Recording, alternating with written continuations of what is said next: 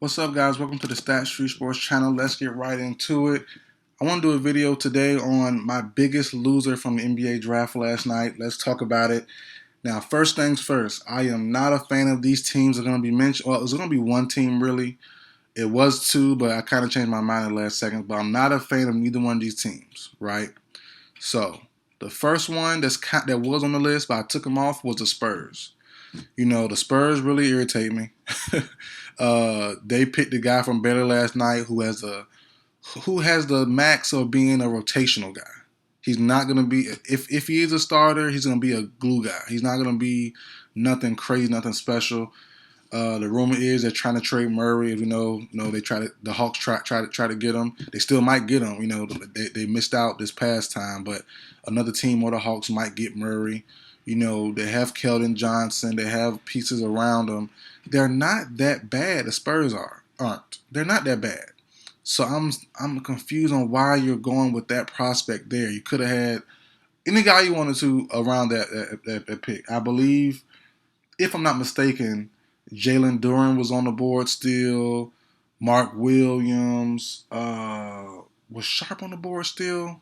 Maybe not, but they had some guys who I felt could have been contributors right away and have potential to grow into something special or something at least better than what the guy they got from Baylor can be. But whatever, you know, they won titles, what, 5 titles the last 15, 20 years, somewhere in that range. So they get a pass. Cool. I'm fine with that, right?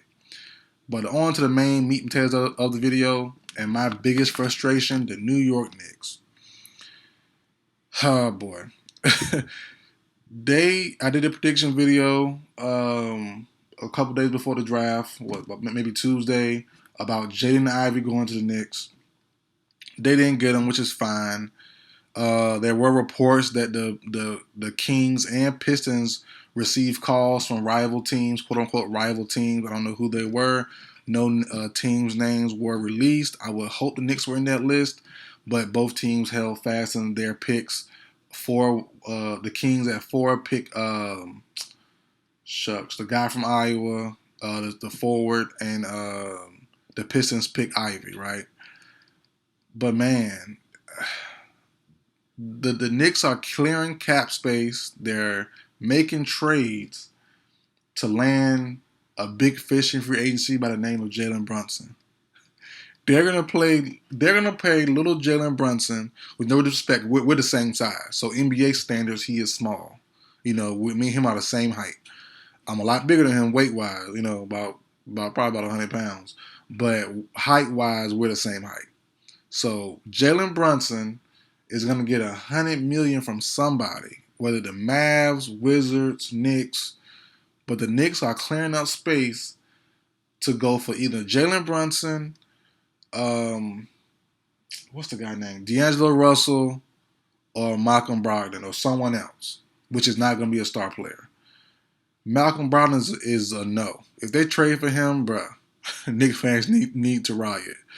D'Angelo Russell, no. We just seen that man fold in the playoffs. I did a video, a playoff preview for the Grizzlies and Timberwolves.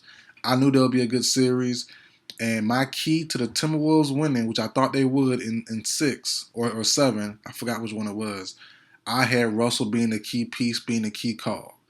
I was saying if he could do his thing, shoot his threes, average about 18 plus points, 6 rebounds, 6, 7 assists, shoot well from the 3, you know, Cat stays involved, Anthony Edwards stays involved, good team defense, they have a chance of being the tough Grizzlies. Everything happened except for Russell showing up.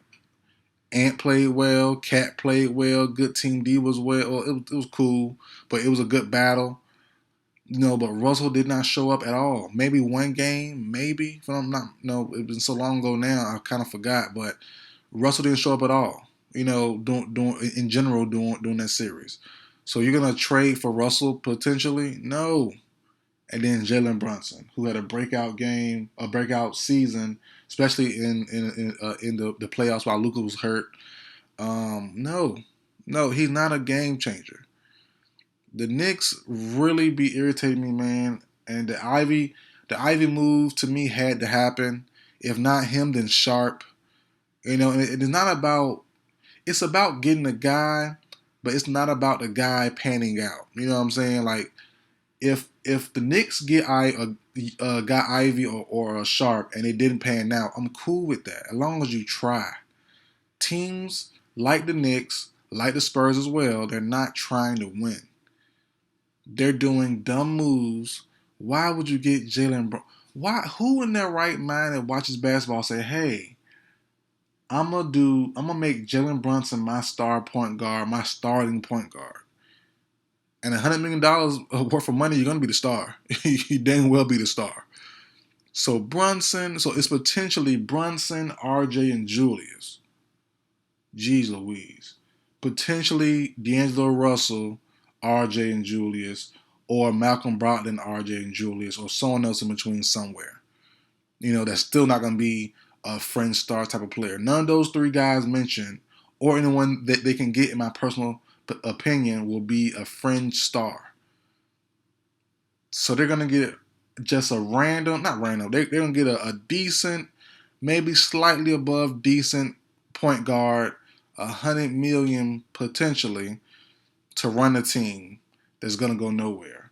When you could have had a young prospect like Ivy, like Sharp, that has potential to be a star. Both guys have potential to be stars. I would have gave anything up for those young boys. Anything except for Barrett and Julius. And maybe quickly, maybe.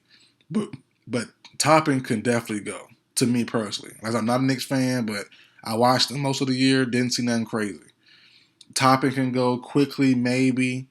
If you have that much faith in Ivy, or that much, he has that much potential in your eyes, then yeah, cool. I'll do it for Ivy. Sharp, probably not for quickly.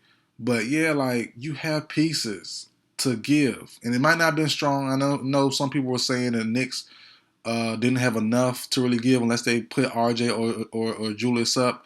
I don't agree, but I guess no. I guess teams agree with that. They don't have enough. I would have shot my shot. I would have tried my best. Like, man, they're gonna come with a vet like Julius Randle, RJ Barrett, and Brunson's gonna be the big three. Or if not Brunson, if Brogdon, if not Brogdon, it's gonna be Russell, D'Angelo Russell. That's insane. That's sorry. That's really sorry. So if I was a Knicks fan, bro, I'll just switch. I'm gone, and I'm not staying for this because they're not even trying to do the right things. And I know as Knicks fans say, they tried in free agency. They tried to land the big fish. They tried LeBron. They tried KD. They tried Kyrie.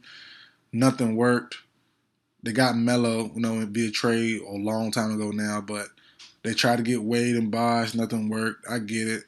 I understand it. Don't get me wrong. I respect it, but no, I think the draft is kind of easier to get guys you want to trade for than getting a big fish that's already established. You know what I'm saying? I think it's easier to get a draft pick, a draft guy, than the free agent guy. So, I would have shot my shot and went all in for the most part for Ivy and for Sharp. But that's just me, man.